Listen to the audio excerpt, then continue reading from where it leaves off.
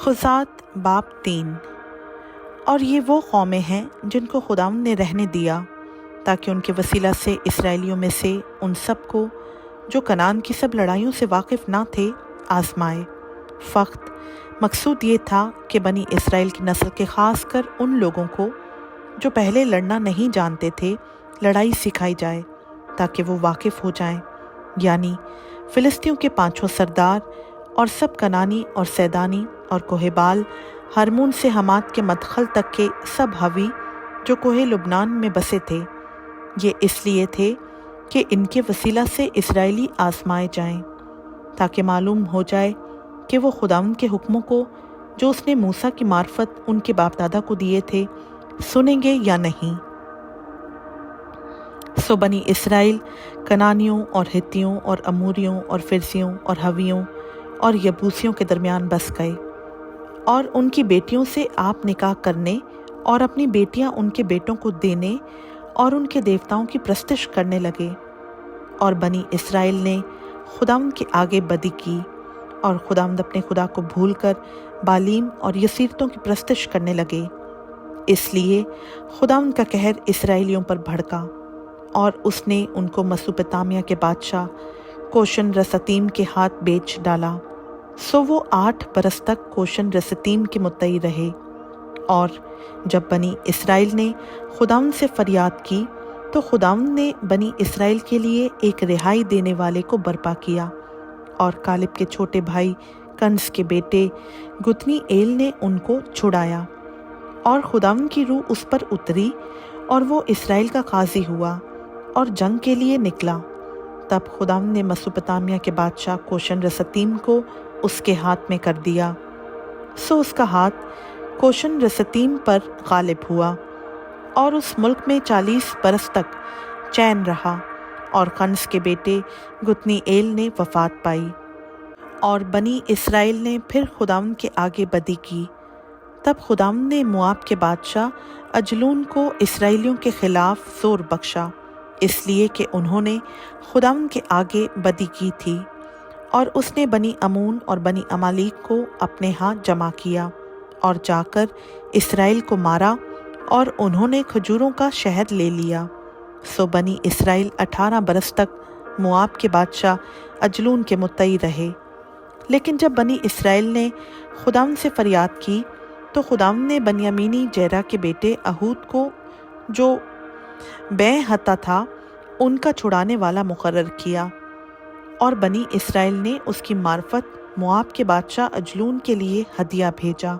اور اہود نے اپنے لیے ایک 2 دھاری تلوار 1 ہاتھ لمبی بنوائی اور اسے اپنے جامے کے نیچے دہنی ران پر باندھ لیا۔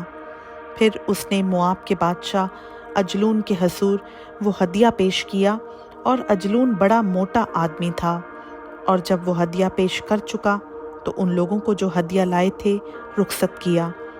اور وہ آپ اس پتھر کی کان کے پاس سے جو جلجال میں ہے لوٹ کر کہنے لگا کہ اے بادشاہ، میرے پاس تیرے لیے ایک خفیہ پیغام ہے۔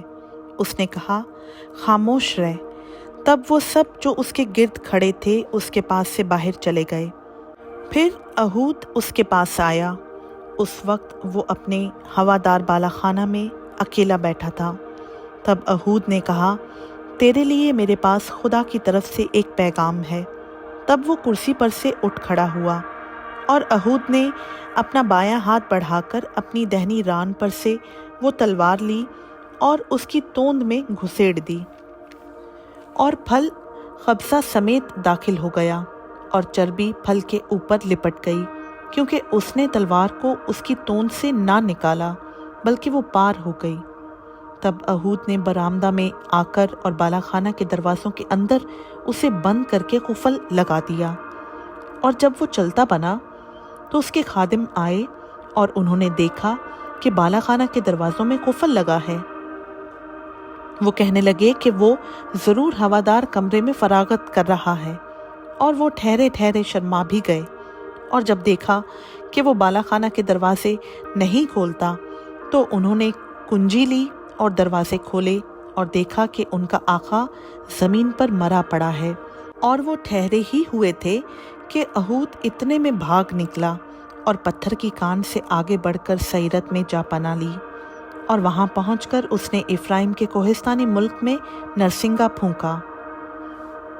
तब बनी इस्राएल उसके साथ कोहिस्तानी मुल्क से उतरे और वो उनके आगे आगे हो लिया।